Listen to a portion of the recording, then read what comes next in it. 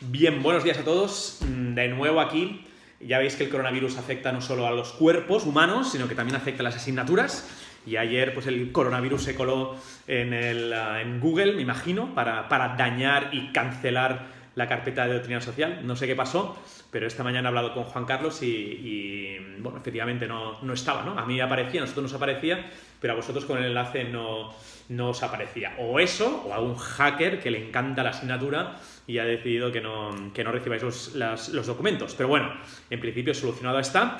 Y hoy, a pesar de ser fiesta, a pesar de ser solemnidad, hoy es la encarnación, día espectacular, día grande, bueno, pues vamos a tener clase, ¿no? No deberíamos tener, ¿no? A veces damos prioridad a unas solemnidades que a otras, ¿no? Y esta que es la grande, ¿no? Que el Verbo se hace carne y habita entre nosotros y lo experimentamos pues estos días de manera más palpable, ¿no? Como Dios habita, no solo habitó, sino habita con nosotros y entre nosotros, pues bueno, pues es de segunda categoría, parece, ¿no? Y tenemos clase y sigue igual. Pero bueno, vamos adelante, vamos a pedir a la Virgen que nos ayude y vais a ver que en el documento que os he puesto en la carpeta vamos a estudiar o vais a trabajar hoy a Pío XI, ¿vale? Con los diferentes escritos sobre doctrina social que él escribió, ¿vale? Pero antes de esto, antes de presentaros un poco a Pío XI para que vosotros, con la lectura, ¿no? Que insisto, eso va a ser lo importante de estos días. Ya sé que puede parecer un poco más rollo, ya sé que algunos de vosotros habéis hecho ya los resúmenes históricos de los documentos, ¿vale?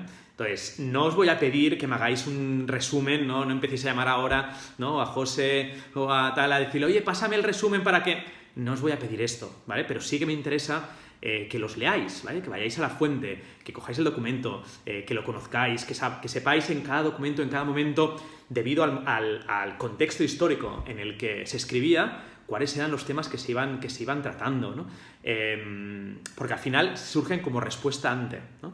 Entonces es importante que teniendo los conocimientos que tenéis de historia, teniendo los conocimientos de historia de la Iglesia y de la historia de la humanidad, teniendo en cuenta los conocimientos que tenéis de moral, teniendo en cuenta los conocimientos que tenéis de la vida cotidiana, pues seamos capaces de leer, ¿no? Esos documentos y nosotros mismos pues hacernos un esquema mental, ¿no? En la cabeza, ¿no? Y comprender por qué León XII escribe esto, por qué Pío XI escribe esto, por qué Pío XII, por qué, ¿no? ¿Por qué, ¿no? En estos momentos la doctrina social pues, va adquiriendo ese corpus, ¿vale? Entonces, insisto, no se trata de que vayáis recogiendo material que ya esté, ¿qué tal? Quiero que vayáis a los textos, que los leáis y que con esos puntos que os voy dando de ideas fundamentales, de principios básicos, pues los podáis reconocer y podáis ir construyendo vosotros en vuestra cabeza esa pirámide, ese corpus, que vayáis comprendiendo, ¿no? De por qué se van dando en este momento histórico, se van dando estos documentos. Pero, ¿cuándo nace la doctrina social? ¿No? Si tenemos en clase, seguro que tendríamos manos alzadas y seguramente muchos se equivocarían la respuesta, ¿no? Y muchos diríais que la doctrina social de la Iglesia nace precisamente con la Rerum Novarum que veíamos ayer. Y sin embargo no es así, ¿no? La cuestión social, la doctrina social, ¿no? En la Iglesia inicia desde los inicios, ¿no? Como inicia desde el principio de la humanidad, inician todas las cuestiones sociales, ¿no?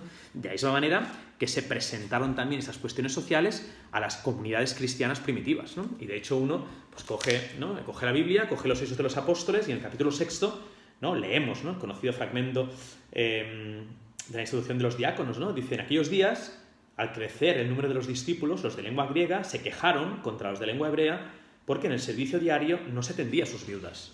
Había un problema social, ¿no? Había unas mujeres que eran las más abandonadas en ese momento y había que atenderlas, ¿no? Y por tanto, esto es una cuestión social. Hay que atender a las viudas, ¿no? Y en el capítulo 11... al final del capítulo 11 de los Hechos de los Apóstoles, versículos 28 en adelante, dice, en aquellos días bajaron a Antioquía unos profetas de Jerusalén. Uno de ellos, de nombre Agabo, movido por el Espíritu, se puso en pie y predijo que iba a haber una gran hambre en todo el mundo, lo que en efecto sucedió en tiempo de Claudio. Los discípulos determinaron enviar una ayuda, según los recursos de cada uno, a los hermanos que vivían en Judea. Otro problema social, ¿no? Había hambre, ¿no? Y había que ayudar, ¿no? Y había que hacer algo contra esta hambre que se daba, ¿no? Y por tanto se organizan para poder ayudar, ¿vale? Entonces la cuestión social inicia desde el inicio de la humanidad y desde las primitivas comunidades cristianas, ¿no?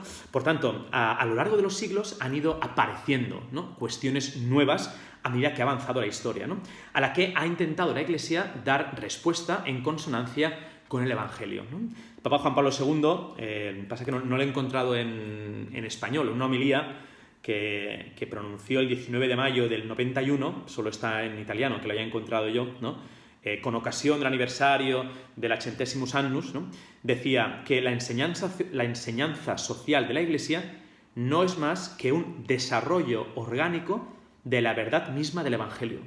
Desarrollo orgánico de la verdad misma del Evangelio. Y sigue diciendo, esto es el Evangelio social, ¿no?, entre comillas, el Evangelio social de nuestros tiempos, ¿no?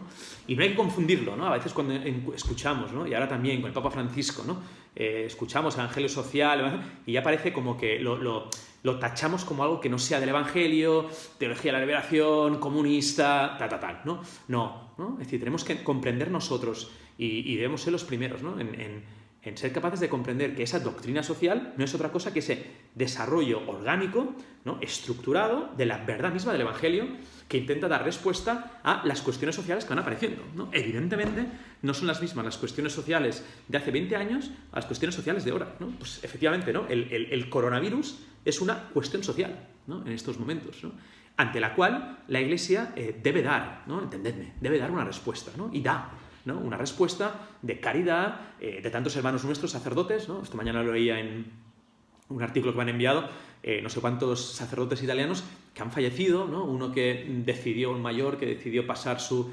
respirador a otro más joven y él falleció. Oye, ese es el desarrollo mismo de la verdad del Evangelio, en una cuestión social, ¿no? Estoy dando mi vida por mi hermano, ¿no?, como sacerdotes a los que estamos llamados, ¿no? Y de esa manera que estamos dando respuesta de mil maneras, ¿no? Pero esto es una cuestión social ante la cual la Iglesia, desde el Evangelio, intenta dar una respuesta, ¿no? Me parece preciosa la expresión, ¿no? Es el Evangelio social de nuestros tiempos, ¿no?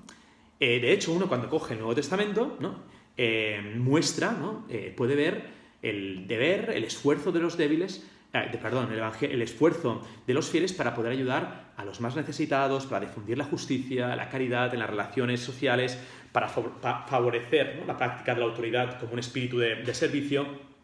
Por ello, a inicios del siglo IV, todo esto ya se hace más palpable con instituciones de inspiración cristiana, ¿no? Recordad, ¿no?, por historia, ¿no?, cómo nacen, ¿no?, los primeros hospitales, cómo se intenta las primeras casas en las que se acogen a pobres y enfermos, hay casas para formar a personas, para aprender tareas agrícolas y artesanales.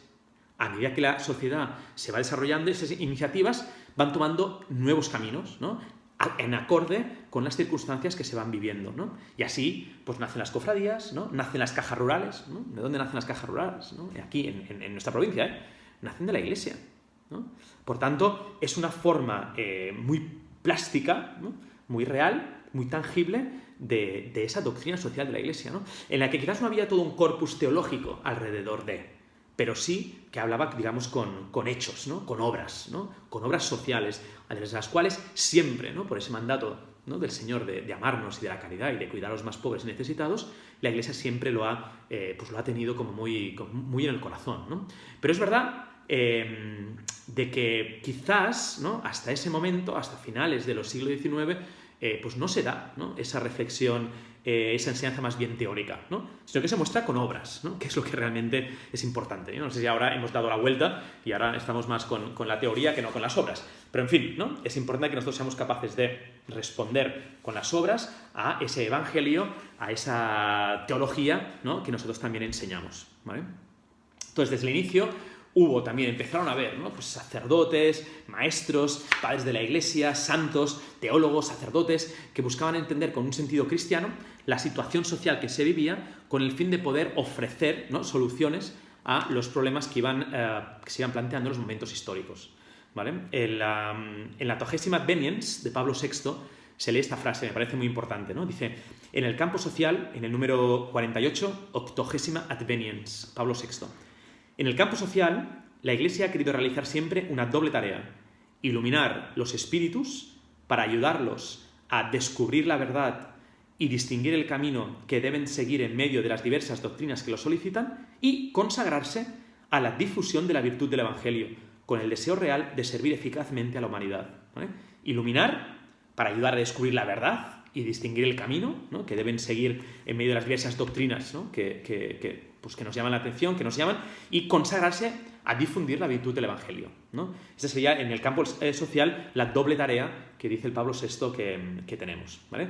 Por eso, ¿no?, si bien tal magisterio, ¿no?, de la doctrina social de la Iglesia inició, como decía, a finales del siglo XIX, es necesario y es importante que nosotros tengamos en la cabeza y en el corazón grabado subrayar el hecho de que la doctrina social cristiana nace con la misma Iglesia, ¿no?, y ha sido siempre un elemento fundamental de la Iglesia, ¿no? ¿Cómo nace? ¿Por qué surge, ¿no?, este corpus teórico? ¿Por qué la Rerum Novarum? Bueno, pues lo sabéis muy bien por historia, como todo el tema de la revolución industrial, ¿no?